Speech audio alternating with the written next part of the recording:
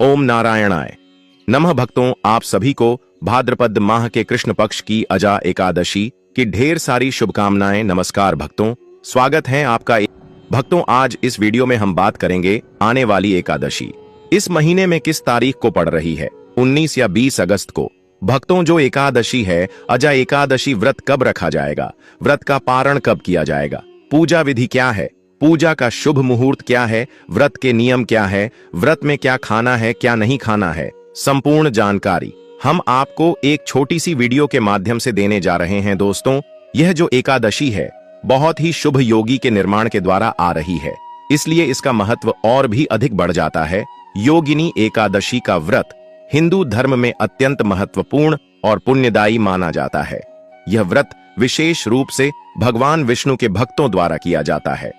शास्त्रों में इसे पाप मोचनी और मोक्ष प्रदायिनी कहा गया है। इसका पालन करने से पापों का नाश होता है और मोक्ष की प्राप्ति होती है। अजा एकादशी का व्रत विशेष रूप से उन लोगों के लिए महत्वपूर्ण है जो किसी शाप से पीड़ित हैं। मान्यता है कि इस दिन विशेष पूजा विधि और व्रत के माध्यम से शाप का प्रभाव समाप्त किया जा सकता है और जीवन में सुख शांति की प्राप्ति होती है।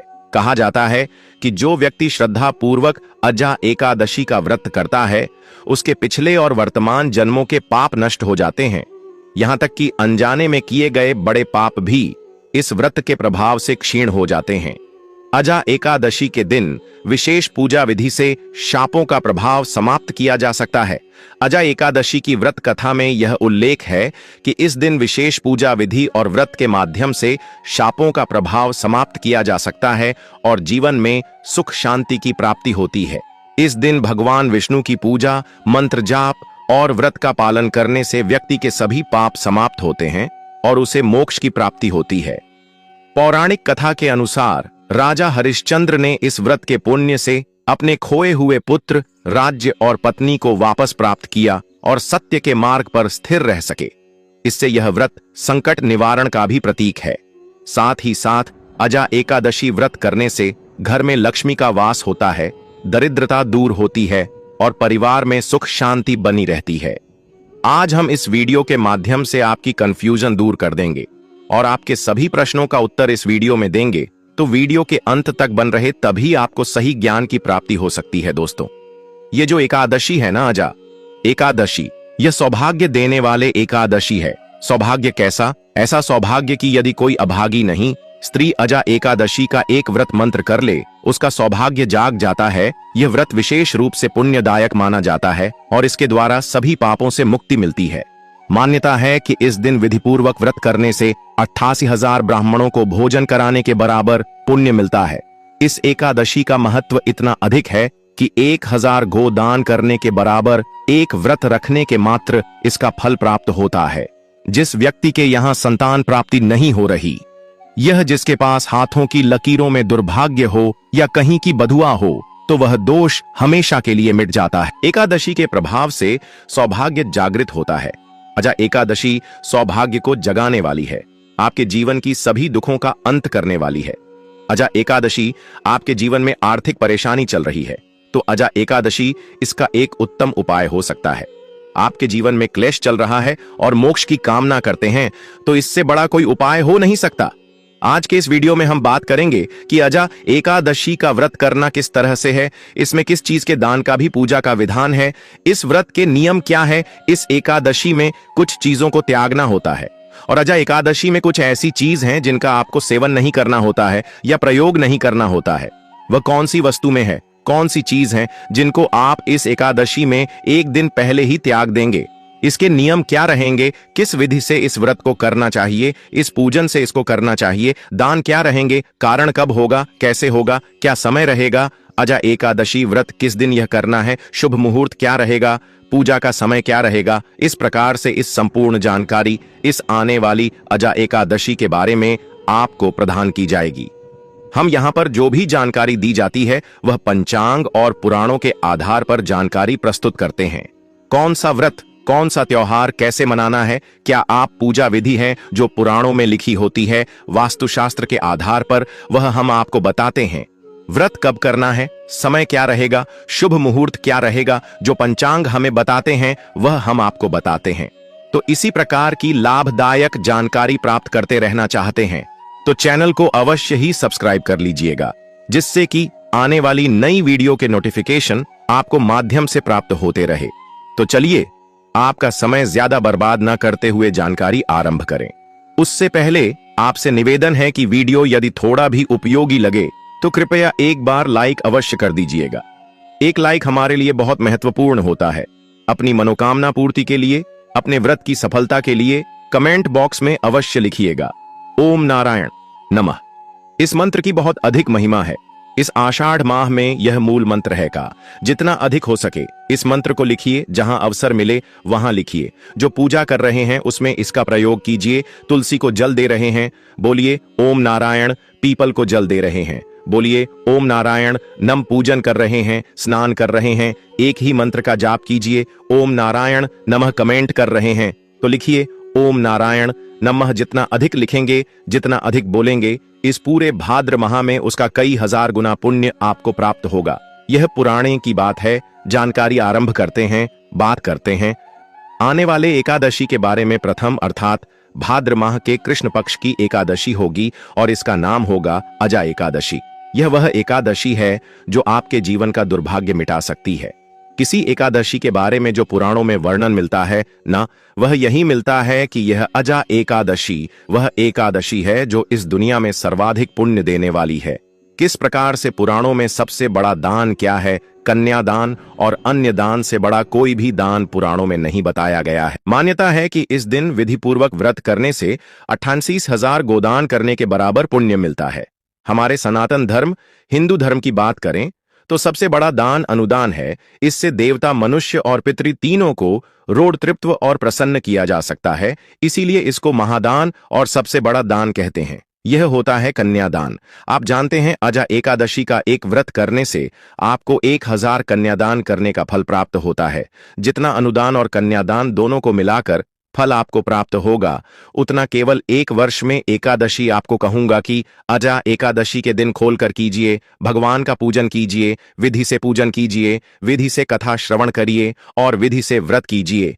यह व्रत आपके इस जीवन के संकट को तो दूर करेगा ही, परलोक को भी सुधरेगा। यह वह व्रत नहीं है कि केवल परलोक में आपका काम आएगा, नहीं, यह इस लोक में भी काम आएगा। अर्थात यदि आप विधि अजा एकादशी का पूजन विधान से करते हैं तो आपका सौभाग्य जागृत होगा।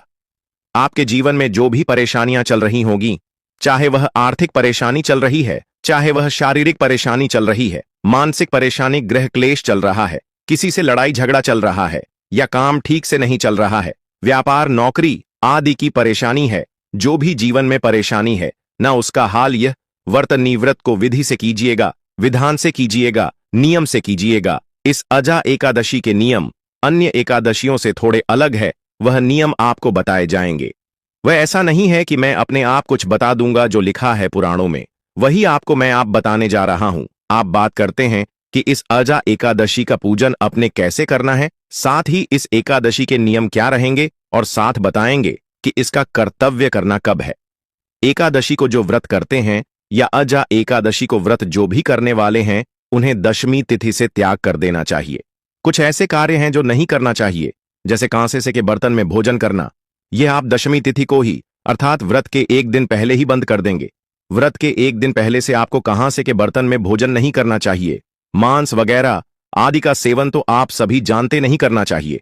मसूर की दाल नहीं खाने चाहिए, चने की दाल नहीं खानी चाहिए, आंख हरी सब्जियां नहीं खानी चाहिए।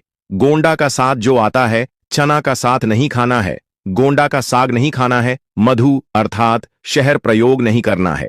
अब आप कहेंगे गुरुजी शहद अगर प्रयोग नहीं करना है तो पंचामृत कैसे बनाएंगे? पंचामृत में आप शहद के स्थान पर गंगा जल मिला दीजिएगा। दूसरे का अन्य आपको दशमी तिथि को ही त्याग कर देना है। अजा एकादशी पर आपको दूसरे का अन्य नहीं खाना है। एक दिन पहले भी दशमी तिथि को दूसरी बार भोजन भी नहीं करना है। दशमी तिथि को ही भोजन भी एक ही समय करना है। दोपहर के बाद अन्य ग्रहण नहीं करना है और स्त्री प्रसंग अर्थात ब्रह्मचर्य का पालन भी आप एक दिन पहले ही आरंभ कर देंगे कि वह नियम है जिनका पालन आपको अवश्य रूप से इस आने वाली अजा एकादशी के व्रत में करना चाहिए। और व्रत वाले दिन की बात करते हैं तो व्रत वाले दिन आपको पान नहीं खाना चाहिए। यदि किसी की आदत है पान खाने की दुकान, गुटखा आदि उसको व्रत में नहीं खाना चाहिए। यह व्रत को खंडित करता है। दातुन नहीं करना चाहिए। जो आप मंजन प्रयोग करते हैं ना, यह मंजन भी प्रयोग नहीं करना चाहिए, क्योंकि इसमें भी या तो नमक आता है या केमिकल आता है। दूसरे की निंदा नहीं करनी चाहिए, दूसरे की चुगली नहीं करनी चाहिए, और पापी मनुष्यों के साथ तो आपको बातचीत भी नहीं करनी चाहिए। सब त्याग देना चाहिए। क्रोध नहीं करना चाहिए। मिथ्या भाषण का त्याग कर देना चाहिए। और व्रत वाले दिन अगर भोजन की बात करें, आहार की बात करें, तो फल आहार का सेवन करना चाहिए। तेल और अन्य तथा नामक, यह तीनों ही चीज इस दिन वर्जित बताई गई हैं। इनका सेवन भी आपको नहीं करना चाहिए। यह वह वस्तुएं हैं जिनका आपको परित्याग करना है, अर्थात मेन का प्रयोग और बंद कर देना है दशमी तिथि से। और जो एकादशी वाली चीज है कि अजा एकादशी को क्या नहीं खाना है, वह हमने आपको बताइए कि इसका व्रत पूजन कैसे करेंगे। तो अजा एकादशी के व्रत वाले दिन वृद्धि को सूर्य उदय से पहले अवश्य उठ जाना चाहिए। वहां चल रहा है, वैसे तो संभव हो स्नान कीजिए, क्योंकि भादो स्नान की महिमा बड़ी अद्भुत है। दोस्तों, स्नान की महिमा इतनी अधिक है कि इसका जो पुण्य है ना, वह कार्तिक स्नान से भी 1000 गुना अधिक है, और उसको ज्यादातर लोग जानते नहीं हैं। और इसका कारण भी भगवान श्री हरि विष्णु का एक श्राप है कि यह कहे कि भगवान श्री हरि विष्णु का एक वचन है जो उन्होंने यमराज को दिया था कि महिमा इसका पुण्य सभी मासूम में सर्वोत्तम है। यदि आप कार्तिक स्नान को या कार्तिक मास को सबसे उत्तम समझते हैं तो यह आपकी भूल होगी। एक बार उसे वीडियो को सुनिएगा जिसमें हमने पद्म पुराण से पूरा विवरण निकाल कर ले आपके लिए कि किस प्रकार से भगवान विष्णु स्वयं इस मानस के बारे में वर्णन कर रहे हैं, और क्यों इस मास की जो महिमा अर्थात इसकी जो जानकारी है, यह हम लोगों के बीच में वह कम होती जा रही है। इसका कारण क्या है? कलयुग में इस मास के बारे में अधिकतम लोग जानते नहीं है, इसकी महिमा, इसके महत्व को नहीं जान पा रहे हैं। इसका कारण क्या है, यह उसे वीडियो से झांत होगा, परंतु यदि आपने इस वीडियो के माध्यम से इसकी महिमा को समझ लिया तो आप छोड़ ही नहीं पाएंगे। इस भादो मास में स्नान दान होने के कार्य करना कितना अधिक पुण्य है साहब। वर्णन आता है कि यमराज स्वयं भयभीत हो गए। भादो माह के पुण्य को जब पृथ्वी वालों ने प्राप्त करना शुरू किया था, उनका पूरा नरक रोग खाली हो गया, यमलोक खाली हो गया, यमदूतों को कोई मिलता नहीं था, क्योंकि सब असद स्नान करके अपने पाप धो लेते थे। तब वह रोते हुए पहुंचे विष्णु भगवान के पास कि प्रभु, आपने यह क्या मानस बनाया है? यह तो 7 पीढ़ी के जो पुराने जीव मेरे यहां नर्क में पड़े थे, उनके साथ में पीढ़ी में आकर स्नान कर लिया, आपका पैसा आपका, और वह वहां से तृप्त हो गए। मेरा तो काम ही बंद हो गया। बड़ा ही रोचक प्रसंग है, इसको अवश्य सुनिएगा। तो एकादशी वाले दिन आपको सूर्योदय उठाना है। उठने के बाद स्नान आदि करके अपनी पूजा स्थल के साथ सफाई कीजिए और पूजा स्थल पर सामग्री एकत्र करके आसन लगाकर बैठ जाइए। बात आती है कि सामग्री में हमें क्या क्या चाहिएगा, तो सामग्री नोट कर लीजिए। सामग्री में आपके पास होने चाहिए भगवान श्री हरि विष्णु की कोई प्रतिमा या तस्वीर, माधव रूप की अगर तस्वीर आपके पास हो, प्रतिमा हो, तो बहुत उत्तम रहेगा, क्योंकि वह साथ में दोनों ही एकादशियों पर आपको भगवान के माधव स्वरूप का पूजन करना चाहिए। एक चौकी, पीला वस्त्र, रोली मोली, पान सुपारी लौंग, इलायची धूप में, पुष्प की माला, खुले पुष्प चित्र, जानू तांबे का एक लोटा, यह सामग्री आपको आवश्यक होगी। साथ ही पंचामृत बनाने के लिए कच्चा दूध, दही, घी, शहद और शक्कर, यह 5 चीज पंचामृत बनाने के लिए, क्योंकि एकादशी व्रत है, इसमें शहद प्रयोग नहीं होगा, तो उसके स्थान पर गंगाजल की सारी वस्तुएं आप एकत्र कर लीजिए। सामग्री एकत्र कर लीजिए। तांबे का लोटा लीजिए, उसे अच्छे से साफ कर लीजिए और उसमें पहले गंगाजल भरिए, फिर उसमें शुद्ध जल भर लीजिए। आसन लगाकर बैठ जाइए और पूजन आरंभ कीजिए। एक पुष्प से सभी सामग्री पर और स्थान पर पहले चींटें दीजिए।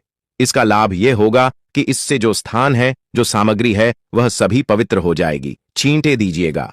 हम मंत्र पढ़ते हैं, ओम पवित्र हो, पवित्र एवं सर्वण व्यास, मेरे तो कुंडली कक्षा ही हो।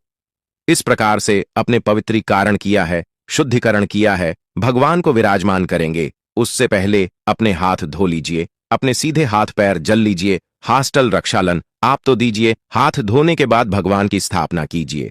चौकी बिछाइए, चौकी पर पीला वस्त्र अगर है तो वह भी चाहिए, और भगवान को स्थापित करने से पहले प्रार्थना कीजिए कि हे ईश्वर ही परमात्मा, हम आपके यहाँ आवाहन कर रहे हैं, आप यहाँ विराजमान हो और भगवान की तस्वीर को स्थापित कर दीजिए। यह भाव हो गया कि अपने भगवान को आसान दिया पुष्प के रूप में और भगवान आकर विराजमान हो गए। अब जिन लोगों के यहाँ चौकी नहीं है तो वह अन्यत्र स्थान पर भी भगवान का इसी प्रकार से स्थापना करेंगे। स्थापना करेंगे आपके पास जो भी उपयुक्त स्थान है पूजा का, वहां पर आप इसी प्रकार से निवेदन करके पुष्प रखिए और भगवान की तस्वीर या प्रतिमा को स्थापित कीजिए। राखी आप कुछ लोग कहेंगे कि हमारे पास तो पृथ्वी पर है, पूजन करना है, हमें तो हाँ पृथ्वी पर रखकर भी पूजन कर सकते हैं।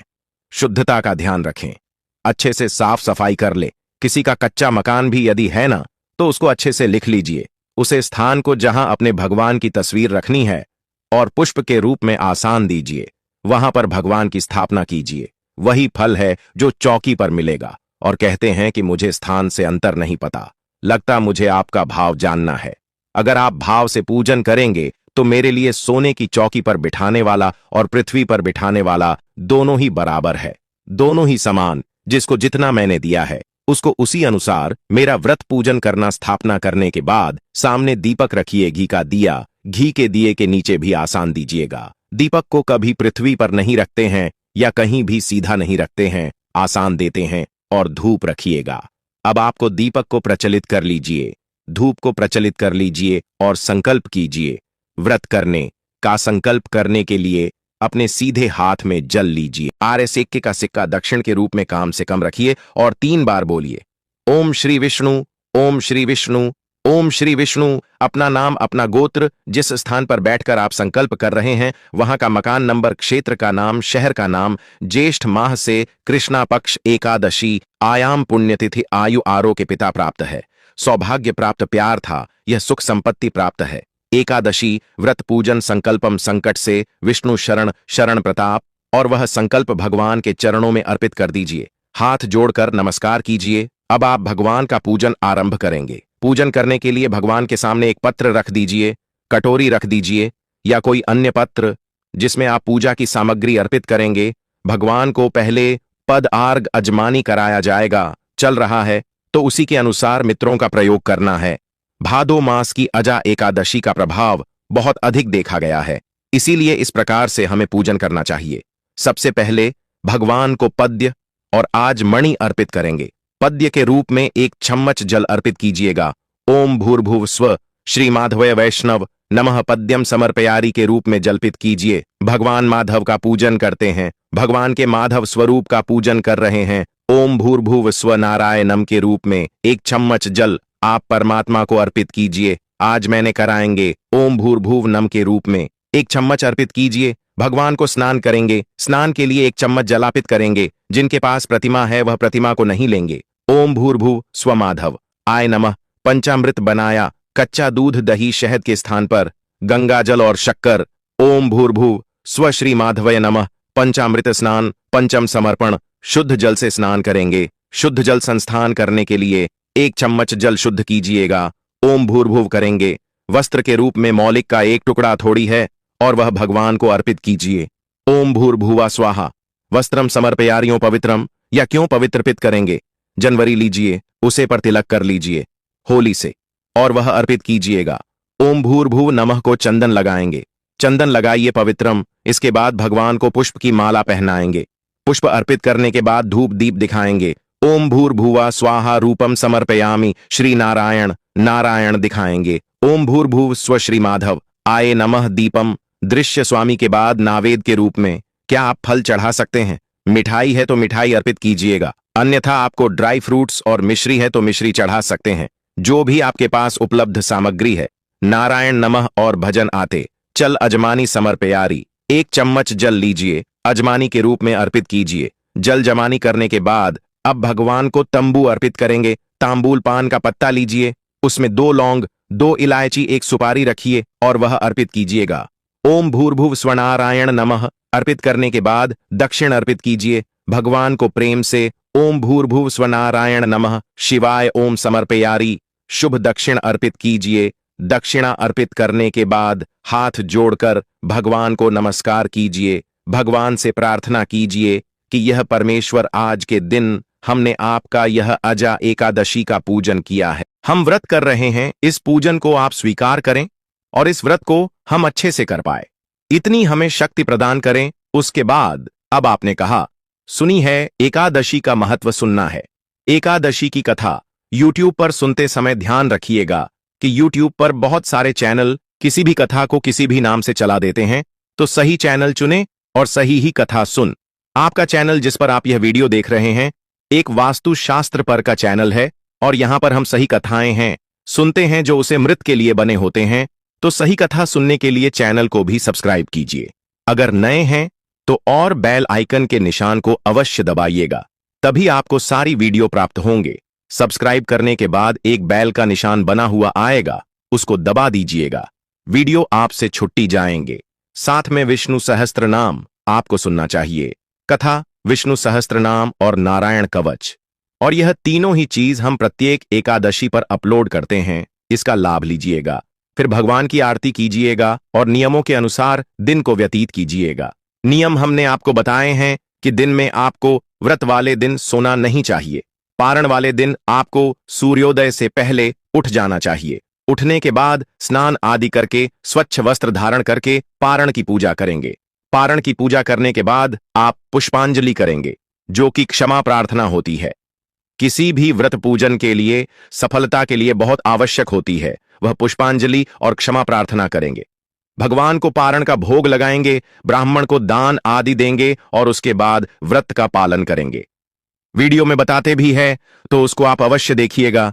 यहां आपको बता दें कि अब आपको व्रत करना कब है और पारण करना कब है। कृष्ण पक्ष की अष्टमी यानी जन्माष्टमी के बाद एकादशी के दिन अजा एकादशी व्रत रखा जाता है। इस साल अजा एकादशी व्रत 19 अगस्त मंगलवार को है। एकादशी व्रत भगवान विष्णु को समर्पित है। मान्यता है कि एकादशी व्रत करने से पापों से मुक्ति मिलती है और जीवन में सुख समृद्धि आती है। साथ ही व्यक्ति सभी सुखों को भोग कर अंत में विष्णु धाम को जाता है। एकादशी व्रत में भगवान विष्णु की विधि विधान के साथ पूजा अर्चना की जाती है। जाने अजा एकादशी पर बनने वाले पूजन मुहूर्त व व्रत पारण का समय। अजा एकादशी पर बन रहे पूजन, ये शुभ मुहूर्त एकादशी तिथि 18 अगस्त को शाम 5:22 पर प्रारंभ होगी और 19 अगस्त को दोपहर 3:32 पर समाप्त होगी। जाने एकादशी के दिन बनने वाले पूजन के शुभ मुहूर्त। ब्रह्म मुहूर्त सुबह 4:25 बजे से सुबह 5:09 बजे तक। अभिजित मुहूर्त सुबह 11:78 बजे से दोपहर 12:71 बजे तक। विजय मुहूर्त दोपहर 2:35 बजे से दोपहर 3:27 बजे तक। गोधूली मुहूर्त शाम 7:18 बजे से शाम 2:18 बजे तक। जन्माष्टमी बाद अजा एकादशी कब है? जाने डेट, व्रत का फल, पूजन व व्रत पारण का उत्तम मुहूर्त। हिंदू धर्म में अजा एकादशी व्रत का खास महत्व है। अजा एकादशी व्रत जन्माष्टमी के बाद रखा जाता है। एकादशी व्रत पारण का शुभ मुहूर्त सुबह 05:53 से सुबह 08:29 तक रहेगा।